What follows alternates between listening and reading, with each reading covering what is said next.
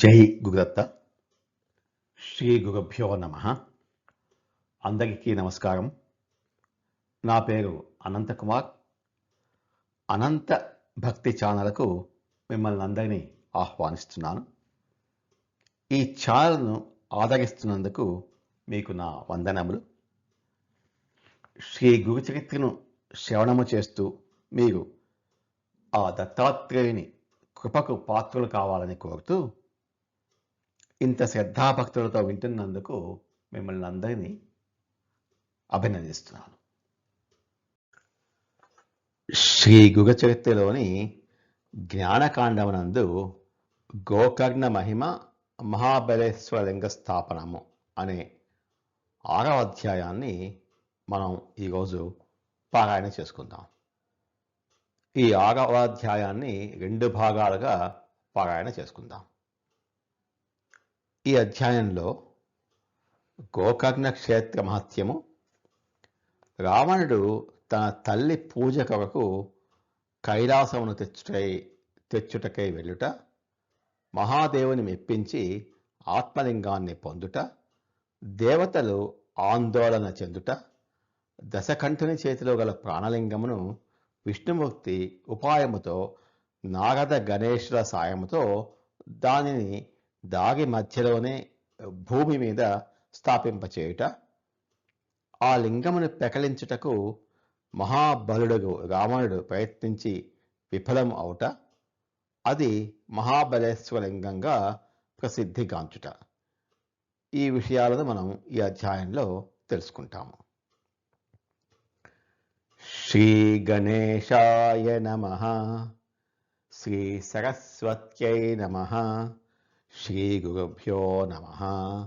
శ్రీపాద శ్రీవల్లభను శ్రీ నృసింహ సరస్వతి శ్రీ గురుదత్తాత్రేయాయ నమః.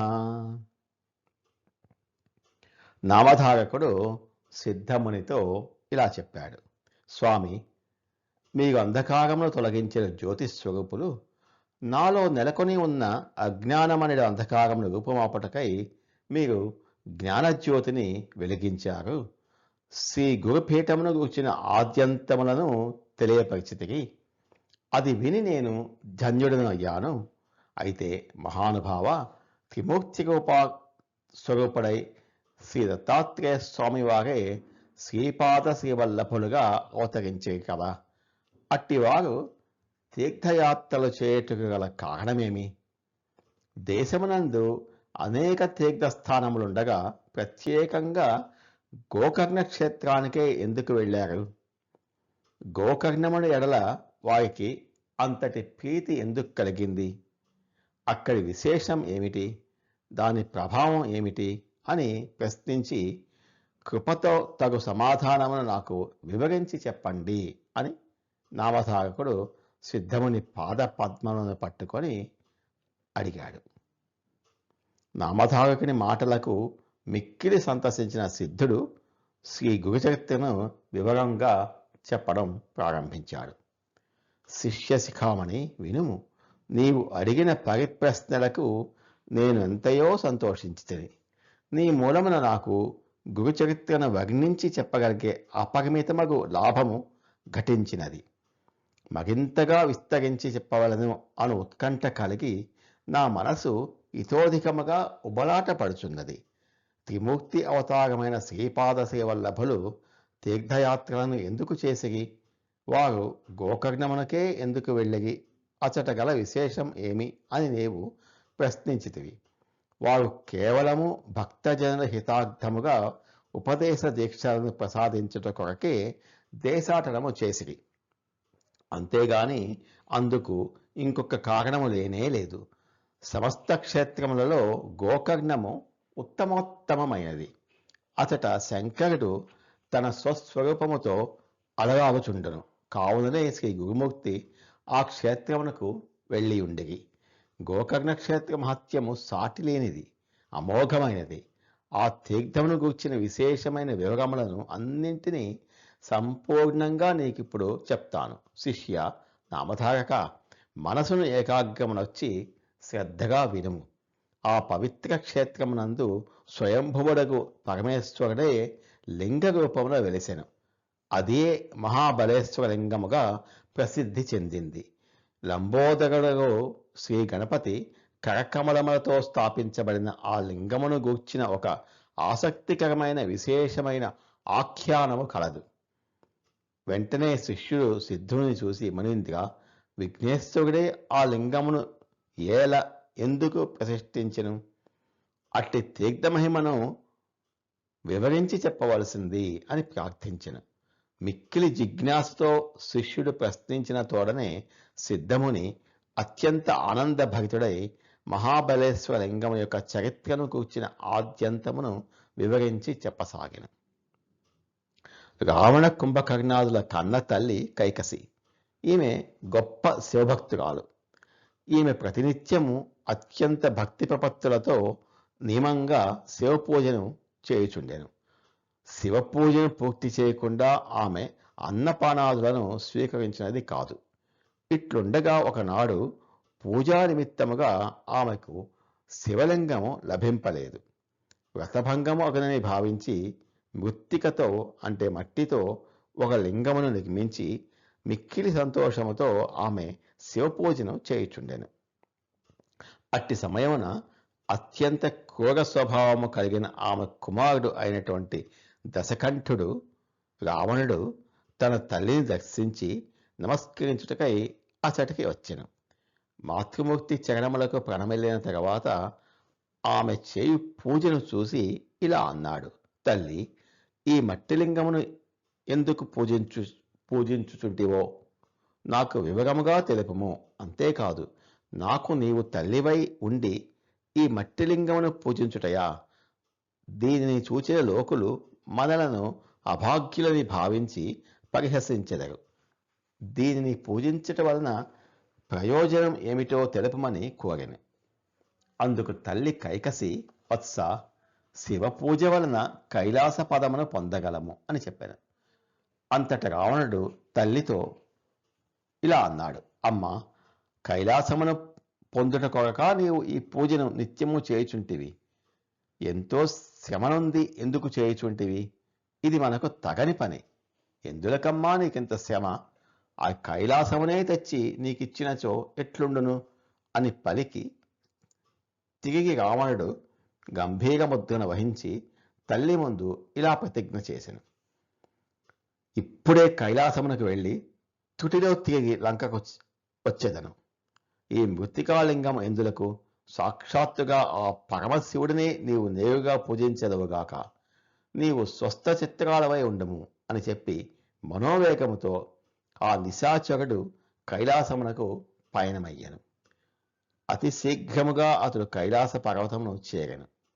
అత్యంత సుందరమైన ఆ పర్వతమును దశాననుడు తన యొక్క ఇగవది బాహువులతో పెకలించి దానిని లేవనెత్తుటకు అత్యధిక భుజ బలమును ప్రయోగించెను. అంతట కైలాస భవనము అంతయు కదలాడసాగెను. తన 10 తలలతో పైకి లేపవలెనని తలంచి తనకున్న 10 శిరములను పర్వతమునకు ఆనించి బలమునంతయును ఉపయోగించి సమధికోత్సాహముతో దానిని లేపజొచ్చెను. కరములను ఊరువులపై గట్టిగా దట్టించి నెమ్మదిగా కదులుచున్న కైలాసమునకు శిరస్సులను మోపి ఒక్క ఉదుటన మిక్కిలి వేగముతో లేవనెత్తినప్పుడు పాతాళాది 7 లోకములు ఆందోళితములయ్యను. శేషుని పడగ తప్పెను. కూర్మము భయముతో వణకసాగెను. సమస్త దేవగణములు భయావహులయ్యి ఇంద్రుని అమరావతి నగరము ఊగిపోయెను. స్వర్గలోకము కంపించెను. అటు వైకుంఠము ఇటు సత్యలోకము ఊగిసలాడుజొచ్చెను. మేరు పర్వత శిఖరము భయంకర ధ్వనులతో ఊగిపడిపోచుండెను. అప్పుడు 14 లోకముల యందరి జనులు ఎల్లరూ భయకంపితులగి ఏదో ఒక అకాల ప్రళయము సంభవించునేమో అని భీతిల్లి గుండెలను గుప్పిటలో పెట్టుకొని అందరూ గడగడ వణికిపోచుండిరి. కైలాసమునందరి ప్రమదగణములు సైతము భయమునకు లోనై దిక్కుతోచక అటు ఇటు పరిగెత్తసాగిరి. ఇంతలో గిరిజాదేవి కూడా అకాలమున కైలాసము చలించుటకు కారణము తోచక భయావహురాలై పరమశివుని సమీపించి ఇట్లనెను: స్వామి, ప్రాణనాథ, మీకు స్వస్థ చిత్తముతో హాయిగా ధ్యానముద్రలో కూర్చుని ఉంటికి లోకములన్నీ నిష్కారణముగా కంపించిపోవచున్నవి. జనుల హాహాకారములు మిన్నుమిట్టుచున్నవి. కైలాసమునకు ఏమైనది? ఎందుకు అటు ఇటు ఊగిసలాడుచున్నది? తప్పక పడిపోవునేమో అని తోచుచున్నది. దీనిని నివారించుటకు ప్రయత్నించగలరు అని శ్రీచరణ కమలములను పట్టుకొని ప్రార్థించిన. అంతటా ఈశ్వరుడు పార్వతితో ఇలా అనెను, దేవి, నీవేమీ చింతించవలదు. నా భక్తుడకు రావణుడు విలాసముగా కైలాస పర్వతముతో ఆడుకొనుచున్నాడు, అంతే. దానివలన ప్రమాదము ఏమీ లేదు అని చెప్పాను. శివుని మాటలు విని శైలతనయ తన పతిదేవుని పాదపద్మలకు ప్రణమిల్లి, స్వామి శూలపాణి, అదుగో కైలాసము మిక్కిలి కంపించుచున్నది, రక్షించుము. సమస్త ప్రమదగణములను రక్షించుము, ప్రభు రక్షించుము అని ఆర్తితో విన్నవించెను. ఉమాదేవి ఆర్తిని విని పరమేశ్వరుడు లీలావిలాసముగా నవ్వుతూ ఎడమ చేతితో పర్వత భూమిని నెమ్మదిగా ఒక్కసారి నొక్కెను. అంతే, ఇంకేమున్నది? దశముఖుడు వెంటనే 10 తలలతో 20 చేతులతో సహా పర్వతము కింద చిక్కుకొని పోయి విలవిలలాడొచ్చెను. ఆ పర్వతము కింద పడి నలిగిపోతూ కొట్టుమిట్టాడుచు బయటకు వచ్చి శక్తి లేక తీవ్ర ప్రమాదములకు గురవుచున్న తరుణమున మనసులో ఎంతగానో చింతించెను. ఇక గత్యంతరం లేక శివశివ అని గట్టిగా ఉచ్చరించుచు, పాహిమాం ప్రభు కైలాసవాస, శరణాగతులను రక్షించుము అని పరమేశ్వరుని ప్రార్థించిన. ఎలుగెత్తి ఇట్లు స్తుతించెను, హే జగద్రక్షక శిరోమణి పరమేశ్వర, త్రాహి త్రాహి పినాకపాణి, నీ చరణములే నాకు శరణము. ఇక నీవే నాకు దిక్కు ప్రభు. నీ భక్తులకు మరణము సంభవమా దేవ, రక్షమాం పాహిమాం అని రావణాసురుడు మొగపెట్టగా, అమాయక చక్రవర్తి యొక్క శంకరుడు తన భక్తుని మొగను విని కరిగిపోయిన హృదయముతో కనికరించి భూమిని అదిమిపెట్టిన వామహస్తమును పైకి లేపెను. బతుకు జీవుడా అని బయటపడిన లంకేశ్వరుడు వెంటనే పరమేశ్వరుని గూర్చి స్తుతించుటకై తన శిరస్సులను ఖండించి ఒక చేతితో పట్టుకొనెను. దేహమునందరి నాడులను, పొట్టలోని ప్రేవులను బయటకు లాగి తీగలుగా చేసి సమస్త వేదములను ఒక్క పెట్టున వర్ణక్రమానుసారముగా విస్తరించి సకల రాగములను మేళవించి సామవేదమును గానము చేచు అఖండ స్తోత్రమును చేయసాగాను. నామధారక అంతటా లంకానాథుడు గణరస స్వరయుక్తముగా శివస్తోత్రమును గానము చేసెను. అనగా అవి 8 గణములు, 9 రసములు, 7 స్వరములు, వాటి నామములు సుప్రసిద్ధములు. వాటిని గూర్చి నీకు విస్తృతముగా పరిచయము చేసేదను, వినుము, శ్రద్ధగా వినుము. ముందుగా లంకేశ్వరుడు ప్రఖ్యాతమైన 8 గణములను విస్తరించి ఉచ్చైశ్వరముతో ఎంతో చక్కగా పాడెను. ధ్యానపూర్వకముగా కైలాసనాథుని స్తోత్రమును మహాదేవుని మెప్పించుటకై గానం వనర్చెను.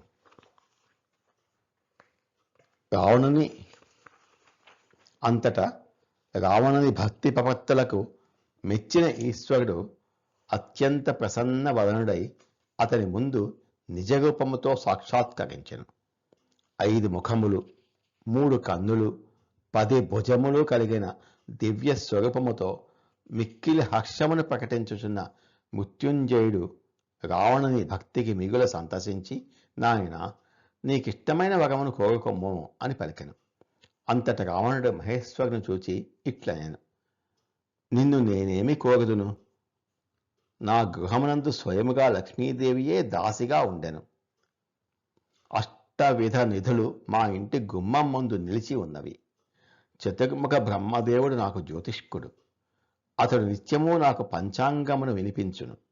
సూర్యుడు, చంద్రుడు, వరుణుడు, వాయువు మున్నగు 33 కోట్ల మంది దేవతలు మిగుల ప్రసన్న వదనులై నన్ను నిత్యము సేవించెదరు. అగ్నిదేవుడు నేను ధరించే వస్త్రములను ఎప్పటికప్పుడు అతి చాకచక్యముతో శుభ్రము చేయుచుండును. ఇక మృత్యుదేవత యముడు నా ఆజ్ఞకు బద్ధుడు. నా అనుమతి లేకుండా అతడు ఎవరినీ కన్నెత్తి కూడా చూడలేడు. దేవేంద్రుని ప్రాభవించిన మేటియకు ఇంద్రజిత్తు నా కుమారుడు. అతడు ముల్లోకములలో సాటిలేని వీరుడు. కుంభకర్ణుడు నా సోదరుడు. కామధేనువు వంటి మా ముంగిట నిలిచియుండును. అగాధమైన సముద్రము నడిబొడ్డున నా నివాసము. 6 కోట్ల సంవత్సరములు నా ఆయుష్యము. నాతో సరిసమానముగా సాటిగాగలవాడు ఈ 3 లోకములందు వేరొకడు లేనే లేడు. మహాదేవ, మీ కైలాసమును మా లంకానగమునకు తీసుకుని వెళ్ళుటకై నేను వచ్చితిని. మా అమ్మ నియమనిష్టలతో ప్రతినిత్యము నిన్ను పూజించుచుండును. కావున స్వామి, కృపాముక్తి నా మనోభీష్టమును నెరవేర్చము, పుక్తి చేయము అని అహంకారంతో పలికెను.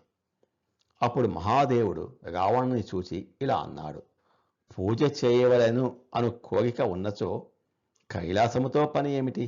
వత్స, నీకు నా ప్రాణలింగమునే ఇచ్చేదను. నీ మనసులో గల కోరికలను అన్నింటినీ నెరవేర్చెదను. ఈ లింగము నా ప్రాణమే సుమా అని చెప్పి తన ప్రాణలింగమును తీసి రావణునకు ఇచ్చెను. చూడు రావణ, నిశ్చలమైన చిత్తమును కలిగి ప్రతిదినము 3 వేళలయందు 108 మార్లు జపము చేసిన మీదట రుద్రాభిషేకముతో దీనిని పూజించవలెను. ఈ విధముగా నీవు 3 సంవత్సరములు అఖండముగా పూజించిన ఎడల నీవు నేనుగా అయ్యెదవు. నీ మనసులో కోరుకున్న సమస్తమును నీవు పొందగలవు. ఈ లింగము ఎవరి వద్ద ఉండునో వారికి మృత్యువు ఉండనే ఉండదు. దీని దర్శన మాత్రము చేతనే నిత్య పాపములు అన్నీ వెంటనే నశించిపోను. కాని దాగిలో ఈ లింగమును నేల మీద పెట్టవద్దు సుమా. నీ నగరమును చేరిన పిదప దీనిని 3 సంవత్సరముల పాటు చక్కగా పూజించుము. అప్పుడు నీవే ఈశ్వరుడవు అగుదువు అని మహేశ్వరుడు అమోఘమైన వరమును అనుగ్రహించెను. వెంటనే రావణుడు పరమశివుని పాదపద్మములకు శిరస్సాష్టాంగ వందనము చేసెను. మహాదేవుని అనుమతి గైకొని ఆత్మలింగమును తీసుకొని త్వరితగతిన లంకాపురమును చేరుకొనుటకు రావణుడు బయలుదేరాను. ఇంతలో నారద మహర్షి దివ్య దృష్టితో ఈ విషయమును అంతయు గ్రహించి వెంటనే అత్యంత ఆత్రముతో బయలుదేరి అమరావతిలో గల ఇంద్రభవమును చేరెను. నారదమునింద్రుడు ఇంద్రుని సమీపించి, ఏమిటి దేవేంద్ర, స్వస్థ చిత్రవై హాయిగా స్వర్గలోకమునందు కూర్చుంటివేమి? రావణునకు మహాదేవుడు అమరత్వమును ప్రసాదించెను. ఇంకేమున్నది, అతడు నీ యొక్క సకల సంపదలను ఈనాడే కొల్లగొట్టుకుని పోచుండెను. రావణుడు కైలాసమునకు చేరి కడు భక్తితో కర్పూర గౌవుడు అయినటువంటి శివుని మెప్పించి అతని ప్రాణలింగమునే సంపాదించెను. తద్వారా లంకేశ్వరుడు చిరంజీవిగా మారెను. అంతేకాదు, నీవే ఈశ్వరుడు కాగలవని ఇంకొక వరమును కూడా ఆ మహాదేవుడు ప్రసాదించెను. 3 ఏండ్లు వరుసగా దీనిని నీవు పూజించిన చాలును, నీవు నేనుగా మారదవు. నీ నగరమే కైలాసము అగును. ఇక నీకు ఏనాడో మృత్యువు ఉండదు అని చెప్పి తన ప్రాణలింగమును ఇచ్చెను. ఆ విధముగా గొప్ప వరమును పొందిన రావణుడు అంతులేని సంతోషంతో లంకకు పోచుండెను. ఆ లింగము సురక్షితంగా లంకాపురిని చేరినదో నీవు గాని 33 కోట్ల దేవతలు గాని అతని చెర నుండి విడిపింపబడుటకు ఎవరి తరమూ కాదు. అంతేకాదు దేవేంద్ర, నీకును ఆ లంకానాథుని ఊడిగము చేయు గతి పట్టును. మీ దేవసభను ముగిపింపజేయి ఊరవసి రంభ మేనకలను తీసుకుని వెళ్ళి అతనికి కానుకగా ఇయ్యవలసి వచ్చును అని హెచ్చరికగా పలికెను. నారదుని మాటలు విని ఇంద్రుడు భయముతో కంపించిపోయాను. దిక్కుతోచక చేతులు జోడించి దేవేంద్రుడు నారదునితో, మహర్షి, ఇప్పుడు నేను ఏమి చేయవలెనో చెప్పుము అని ప్రార్థించెను. అందుకు నారదుడు, ఏదో ఒక ఉపాయమును ఆలోచించవలెను దేవేంద్ర. మనం ఇప్పుడే బయలుదేరి బ్రహ్మదేవుని వద్దకు వెళ్ళదాం. ఆయన ఏదో ఒక ఉపాయమును తెలుపగలడు అని అనగా వారిద్దరూ కలిసి బ్రహ్మలోకమునకు వెళ్ళారు. ఇంద్రుడు వినయముగా జరిగిన వృత్తాంతమును బ్రహ్మతో చెప్పెను. అంతట బ్రహ్మదేవుడు ఇలా అన్నాడు: నేను చేయనిది ఏమీ లేదు. దుష్ట శిక్షకుడు, దైత్య సంహారకుడు విష్ణువే. కావున మనము వెంటనే వైకుంఠమునకు వెళ్ళెదము.